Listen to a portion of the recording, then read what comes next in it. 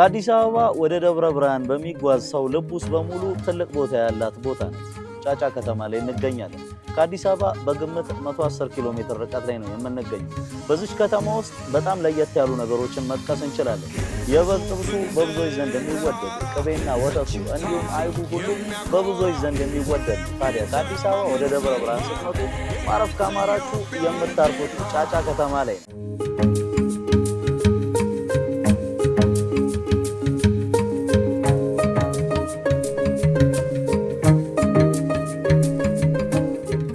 ከአዲስ አበባ ወደ ደብረ ብርሃን ስትሄዱ ደብረ ብርሃን መቃረባችሁን የሚነግራችሁ አንድ ቦታ ቢኖር የኢትዮጵያ ንግድ ባንክ የጫጫ ቅርንጫፍ ነው። ከጀርባዬ እንደምትመለከቱት ከደብረ ብርሃን የ12 ኪሎ ሜትር ልዩነት ብቻ ነው ያለው። ታዲያ ጫጫ ላይ የሌለ ነገር የለም ማለት ይቻላል። የምግብ ምርቶች እንዲሁም ደግሞ የስጋ ምርቶች፣ ከዛ ባለፈ ቅቤው፣ ወተቱ፣ አይቡ ሁሉም ነገር በተለይ ከከብቶች ሊገኙ የሚችሉ ተዋጽኦችን በሙሉ ከዚሁ ቦታ ላይ የምታገኙባት ቦታ እንደሆነች ይነገራል።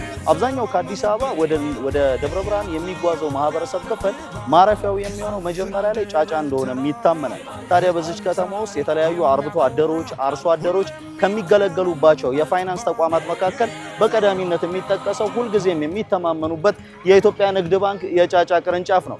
በዚህ ቦታ ላይ ለወተት ምርት አምራቾች እንዲሁም ለአርብቶ አደሮች፣ ለአርሶ አደሮች የፋይናንስ አገልግሎትን ይሄው ባንክ ይሰጣል። የኢትዮጵያ ንግድ ባንክ ሁሌም የሚተማመኑበት ባንክ።